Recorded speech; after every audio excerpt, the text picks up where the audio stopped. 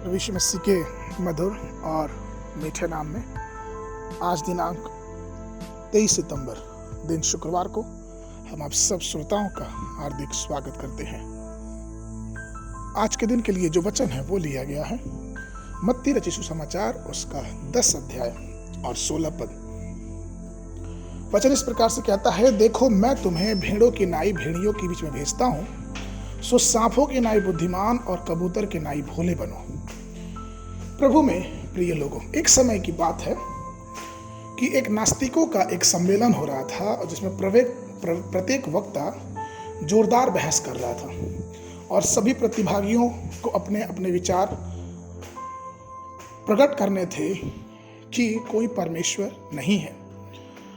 उस समय एक ईश्वर पे आस्था रखने वाले एक व्यक्ति मंच पे गया और उसने कहा कि अब आप सब अपनी तेज बुद्धि के बल पर कई तर्क किए हैं, चलिए अब मैं आपसे एक आसान सा सवाल पूछता हूँ। जब पूरी दुनिया बकरी का मीट खा रही थी तब भी बकरियों की संख्या कम क्यों नहीं हुई, या पूरी रीति से दुनिया से बकरियां गायब क्यों नहीं हुई?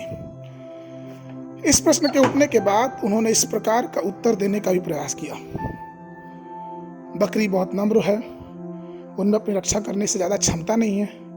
ये ना तो सांप की तरह जहरीली होती है और ना कुत्ते की तरह काटती हैं। वह प्रतिबंधियों को गधे की तरफ नहीं मारती, न दरियाई घोड़े की तरफ अपने सींग से चोट पहुंचाती हैं। इनमें ना तो बिच्छू जैसा डंक होता है और ना हाथी के समान सूंड होता है। वो बहुत नम्र है लेकिन उसके शत्रु बहुत अधिक हैं। आप तर्क दे सकते हैं कि मनुष्य बकरियों की सुरक्षा करता है, लेकिन फिर भी बकरियों की विलुप्त होने को पुरुष द्वारा पालतू जानवर बनाने से पहले क्यों नहीं रोका गया?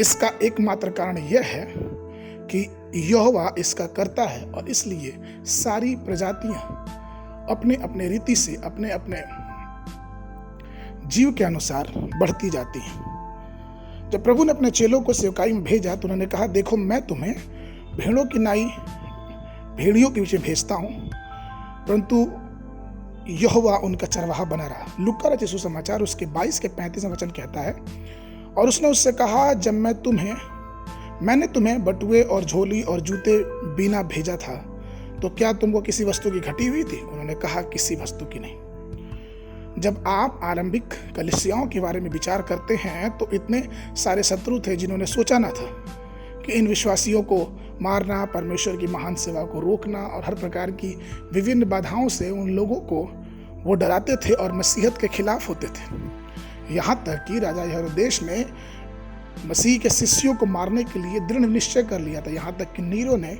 बहुतों को मार भी दिया। नीरो के शासनकाल में कलीसिया को एक महान क्लेश से होकर गुजरना पड़ा और यहाँ तक कि पूरी योजना थी कि पूरे मसीहियों को जड़ से उखाड़ फेंका जाए, लेकिन क्या ऐसा हुआ?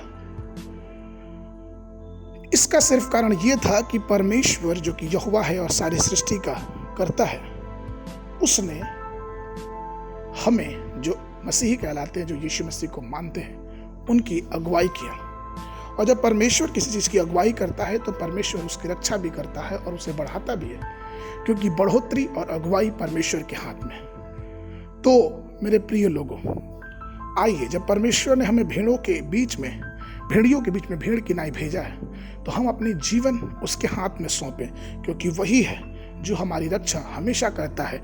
इस तर्क भरी दुनिया में, इस परेशानियों में, इस परिस्थितियों में, जब परिस्थितियां अजीब होती जा रही हैं, इन सारे समय में परमेश्वर ही हमारी रक्षा करता है। इसलिए अपने जीवन को परमेश्वर के हाथों में दे दे और परमेश्वर से हर प्रकार की आशीषों का भागीदार बने। आज के मनन के लिए यशायाह नबी की पुस्तक उसका 41 अध्याय 13 पद, क्योंकि मैं तेरा परमेश्वर यहोवा तेरा दाहिना हाथ पकड़कर कहूंगा, मत डर, मैं तेरी सहायता करूंगा।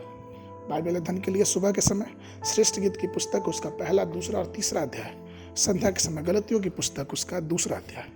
परमेश्वर आप सबको आशीष देवे।